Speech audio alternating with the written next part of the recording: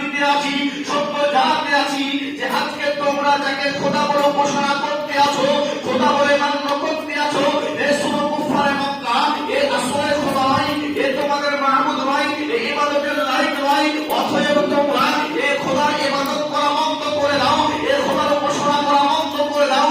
যদি খোদার ইবাদত করতে হয়, যদি খোদার কালেমা পড়তে হয়, ওই খোদার কালেমা পড়ো যে তোমাকে আমাকে তৈরি করেছে, যিনি আসমানের মালিক, যিনি জমিনের মালিক, যিনি পুরো পৃথিবীকে সুন্দরভাবে সাজিয়েছে, যিনি পুরো পৃথিবীকে সুন্দরভাবে বানিয়েছে, যে আল্লাহ রাব্বুল আলামিন এবং পুরো পৃথিবীকে সাজানোর পরে আল্লাহ রাব্বুল আলামিন মানব জাতিকে পৃথিবীতে পাঠিয়েছে তিনার ইবাদত করার জন্য।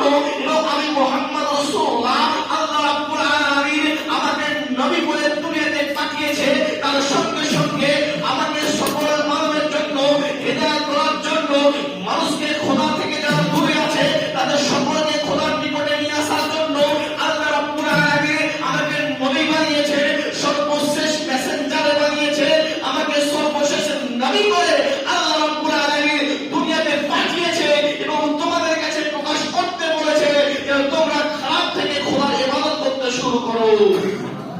আল্লাহ রাব্বুল আলামিন তার মুস্তাফা জানিয়ে দিলেন, এই কুফার মক্কা শুনে নাও, যার ইবাদত উপসর্গ আমরা করতে আছি সেটা বাস্তবে খোদা নয়।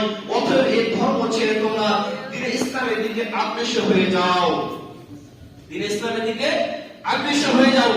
ওই সময় আপনার আবু লাহাব বলেছিল, হে মুহাম্মদ, তুমি আমাদেরকে সকলকে এই যে সাফা পাহাড়ে ডাকিলে, ডাকার পরে আমাদের সকলকে তোমার মানমানি কথা শোনাতে আছো, তোমার নিজের দিনের কথা জানাতে আছো, অতএব তুমি ধ্বংস হয়ে যাবে। নাউজুবিল্লাহ, জোরে বলে নাউজুবিল্লাহ।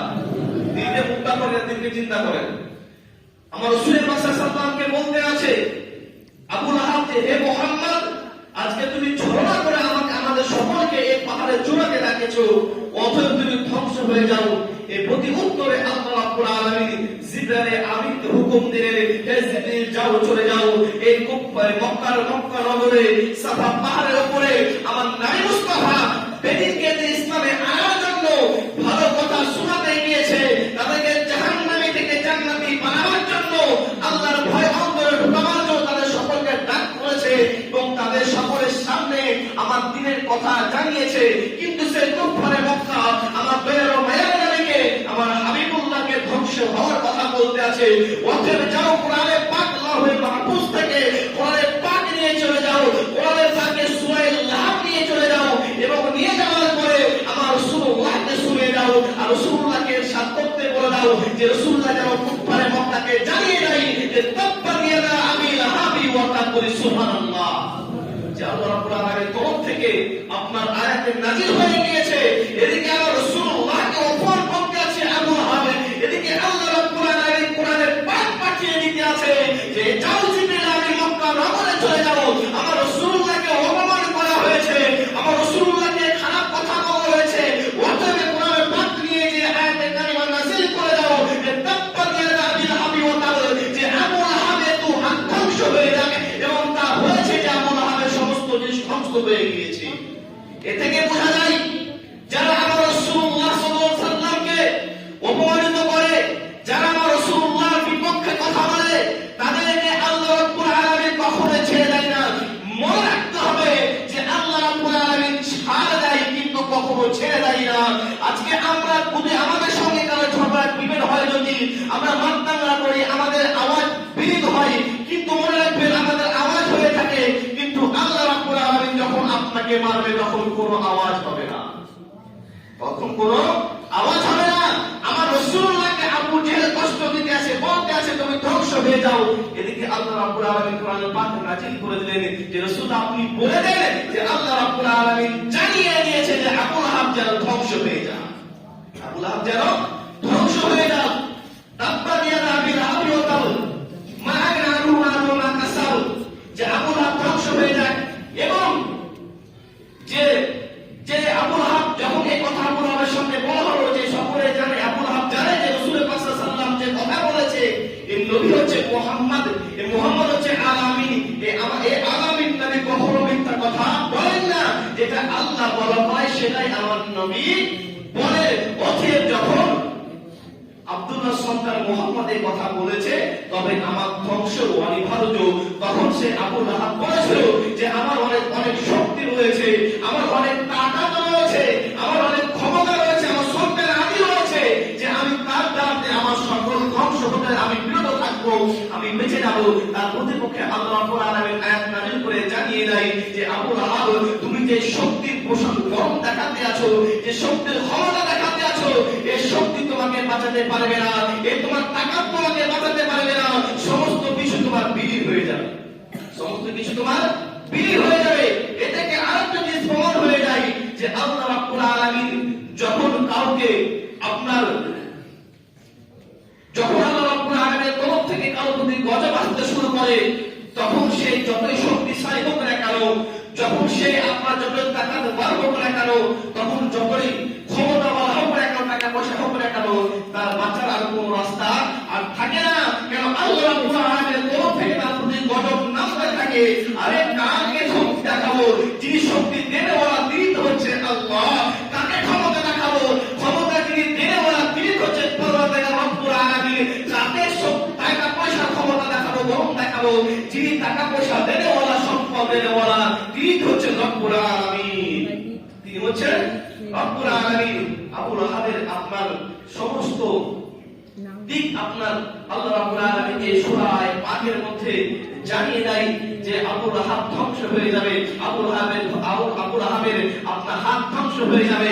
এ থেকে আরো একটা জিনিস প্রমাণ হয়ে যায় যে আজকে অনেক সময়তে আমরা অনেক রাসূলের দুশমনদের নাম নিই, মুখের সামনে নাম নিই, যে ওয়াহাবি বলি, দেওবন্দি বলি, ফারাজি বলি, যে অনেকের আপনার গায়ে লাগে যে কেন বলছে, নাম ধরে কেন বলছে, নাম ধরে বলা কি প্রয়োজন আছে? আরে মনে রাখবে, যারা আমার রাসূলকে অপমানিত করে, যারা আমার রাসূলের বিপক্ষে কথা বলে, যারা আমার রাসূলকে খারাপ কথা বলে, তাদের নাম ধরে কোরআন পাকে আল্লাহ রাব্বুল আলামিন সূরা নাযিল করে দিয়েছে। এ থেকে প্রমাণ এটা পাওয়া যায়, যারা আমার রাসূলের উস্তাদ তাদের নাম ধরে তাকে অপমানিত করো, যারা রাসূলের উস্তাদ তাদের নাম ধরে কথা বলো, আর না কেননা তারা তাতে অপমানিত হবে, তাতে পাঁচটা মানুষ জানতে পারবে রাসূলের দুশমন, রাসূলের উস্তাদ।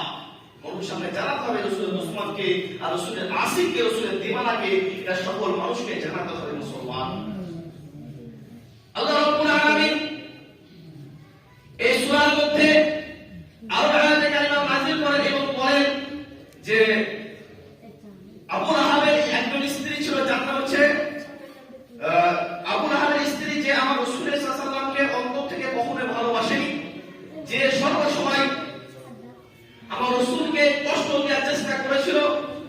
আমার রাসূল এবং আমার সাহাবায়ে কেরামরা যেন কষ্ট পায়, এর কারণে আপনার নবী এবং নবীর সাহাবীরা যে রাস্তায় যেতেন, সেই রাস্তাতে আপনার কাঁটা পিছিয়ে রাখতো, যেন রাসূলের পাশে সাল্লাল্লাহু আলাইহি এবং সাহাবায়ে কেরাম যখন যাবে যেন তার উপরে কাঁটাতে পড়ে এবং তারা কষ্ট পাবে।